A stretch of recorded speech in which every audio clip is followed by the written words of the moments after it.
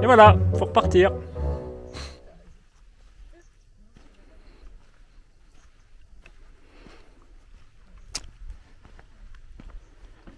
Alors lancé.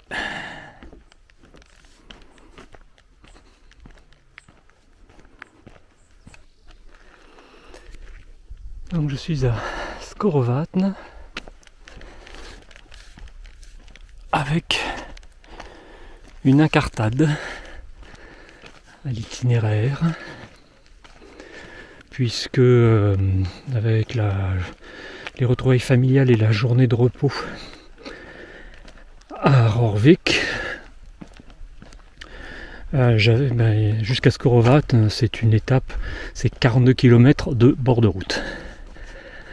Franchement, entre passer un peu de temps en famille ou marcher 42 km au bord de la route, l'option a été de me faire déposer en voiture à Skorovatn, ce qui permet de passer la matinée tranquillement ensemble. On a pique-niqué là à Skorovatn, au bord du petit lac, table de pique-nique et tout.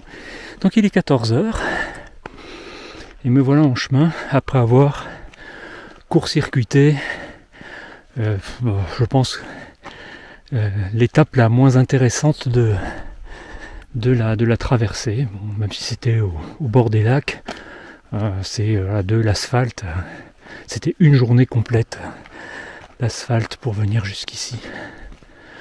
Donc voilà, c'est un choix à équilibrer avec le tour à pied du Namsvatnet avant-hier, plutôt que la traversée en bateau. Je pense que personne ne m'aurait reproché la traversée en bateau. Voilà, c'est une décision. C'est la mienne, c'est mon choix. Si vous n'êtes pas d'accord, exprimez-vous. Tchuss. Bon, j'ai profité de ces retrouvailles familiales pour faire un petit peu d'ajustement matériel, des bricoles. J'aime vous donner un petit lexique de norvégien qui pesait dans le sac. Un petit micro qui me sert à rien. J'ai retrouvé mon petit kit popote solo plutôt que le kit pour binôme que je m'étais fabriqué. J'ai retrouvé mon tout petit couteau plutôt que le gros couteau lourd que je trimballais jusqu'à présent. J'ai laissé tomber le pantalon, le surpantalon anti-vec que j'avais pris pour les zones infestées de moustiques. Je l'ai presque pas utilisé. Voilà, des petits machins comme ça, oui, les grosses chaussettes d'Arnthof remplacées par mes chaussettes traditionnelles, la X-Ox, plus légères. J'ai retrouvé mes Mescalito. Donc là, avant de retrouver la famille à nouveau à la fin de la semaine, c'est une paire qui est déjà bien avancée, mais qui va bien tenir les 300 km qui restent, les 250 km avant de se retrouver.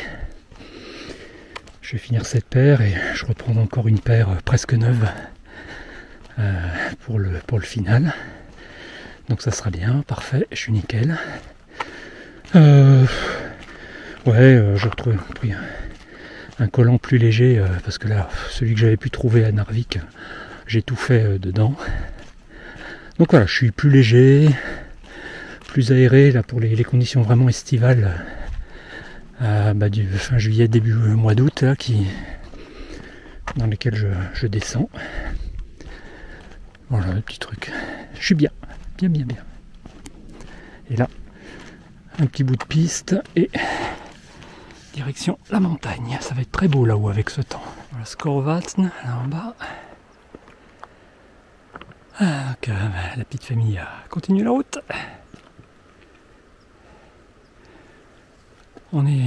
J'ai court-circuité l'étape bord de route par là.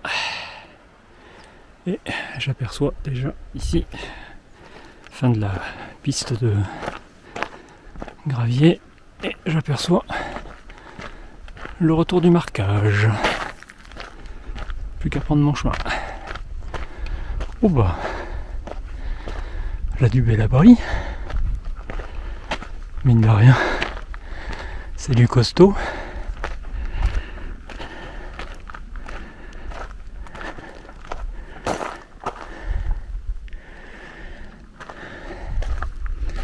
Alors, je vais par où moi?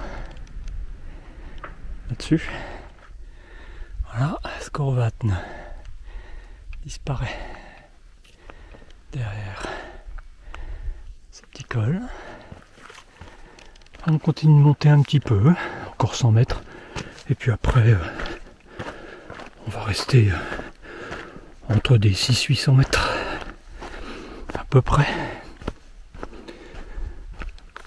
Je pense que je bivouaquerai avant le prochain bled. Le prochain bled il est à 38 km, ça fait un peu long quand on démarre la journée à 14 h. L'objectif c'est 25 km aujourd'hui. Ça sera suffisant.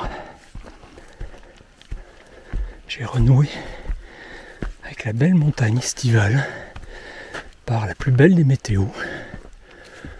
Je suis aux anges avec une journée et demie, presque 2 jours de repos, avec le plein de calories refait, sans excès pour une fois. Je suis bien. En 2 mots, heureux. Un petit 3 fois rien de neige. Chose qui va peut-être se faire rare dorénavant. En tout cas pour un petit moment, avant de se retrouver plus franchement en altitude. Il faudra que je regarde quand est-ce que je remonte un peu haut. Avant Hardangervidda et Jotunheimen.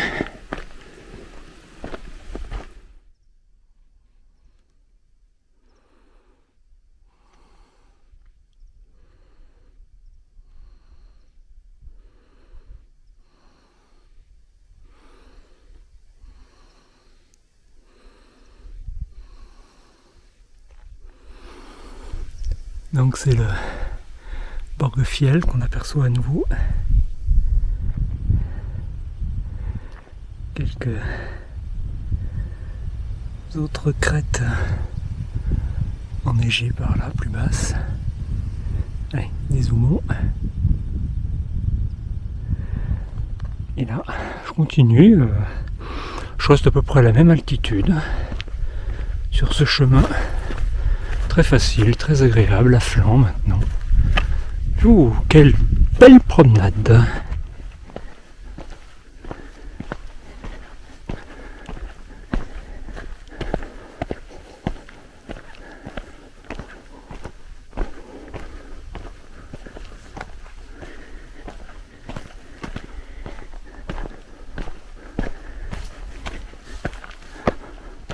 Ça y est, je passe déjà de l'autre côté. On va découvrir d'autres horizons.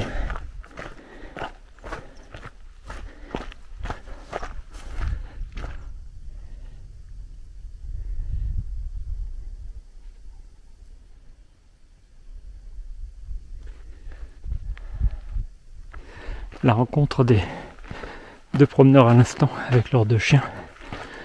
Tout excité là, qui aboyait. Ah, il y a de l'écho dans ce corridor. C'était marrant comme tout à entendre.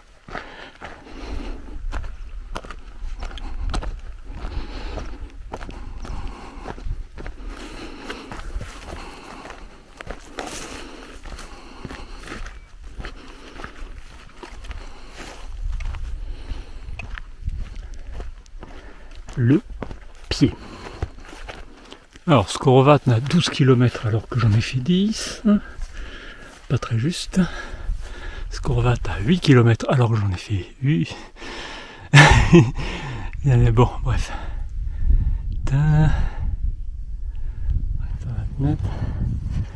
Et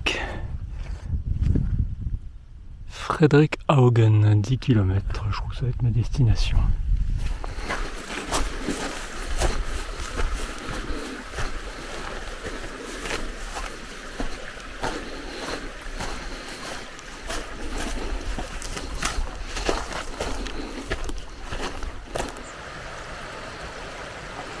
Il y a un abri là-bas, mais d'après mes pointages, il est sous clé.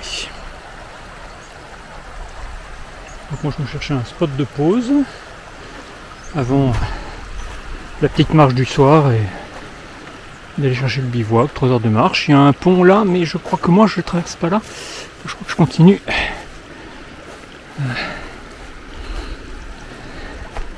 Je verrai sur place pour l'instant. Je vais me poser au bord de l'eau, là je vais être pas mal. Je pense que les moustiques vont commencer à se réveiller, mais bon. J'ai de l'eau, je peux faire mon café, mon chocolat, je pense que je suis bien. Petite pause. L'heure de repartir. Je marche encore 2 à 3 heures maxi. Et je pose le bivouac. Ça fera une petite journée. Pas fatigante, j'aurai la pêche demain. Bon, monobarrière. Aurait-on fait des économies?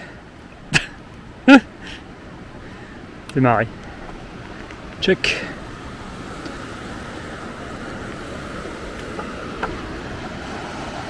Alors, sur ma carte... Oh, je vais voir ce qui est marqué comme chemin. Parce que j'ai l'impression que ce qui est après... Waouh! Ce qui est après le pont, j'ai mon itinéraire qui va sur la gauche et sur la carte j'ai un chemin qui va tout droit. Donc je vais regarder ce qui est marqué parce que j'ai pas tellement envie de suivre un itinéraire sans chemin. Alors, on va observer. Je vous verrai les conclusions plus tard. Je serais bien allé visiter ces abris si j'étais arrivé plus tard. Bon, c'est bien ça, c'est une route que je dois suivre, enfin une route, une direction non marquée, mais qui va se faire à cette altitude assez naturellement, parce que le 1 en fait est pas très clair, pas très logique, enfin la trace de l'Ain qui est sur Open Topo. Elle part, elle descend dans une vallée, puis se connecte sur une route, puis il faut la reprendre beaucoup plus haut dans la vallée. Et en fait là-dedans, là je peux, par ici, sur cet itinéraire sans chemin,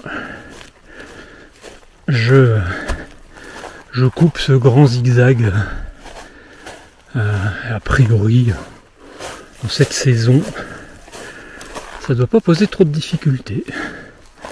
Oh, une belle gorge. Allez. Bon, il faut que je reste à peu près à flanc au-dessus de la gorge, si j'ai bien compris. On va tenter de suivre, hein, on verra bien où ça mène. Le sentier maintenant, je connais. Aventure avec mon fidèle compagnon.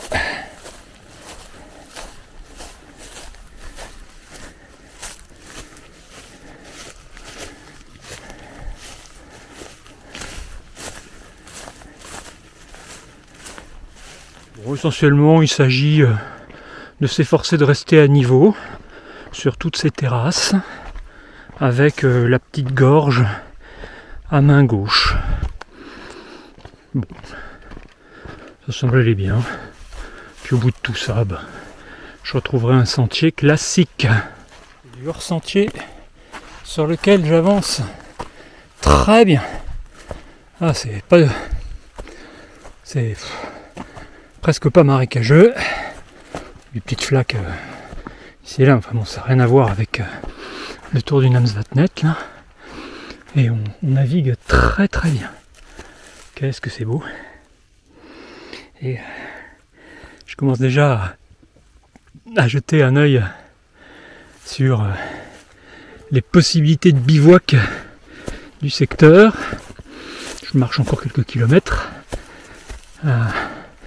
J'essaie de voir un peu, de comprendre ce que le terrain peut offrir. J'ai vu quelques spots.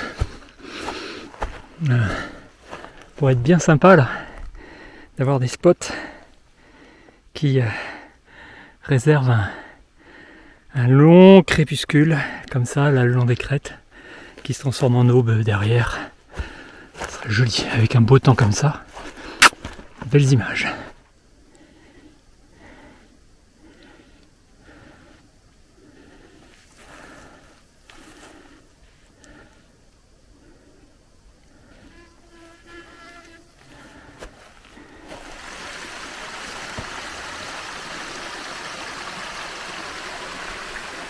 « 20h, je vais faire un plein d'eau pour le bivouac, et comme ça je me mets en recherche, mais je vais essayer de trouver un emplacement encore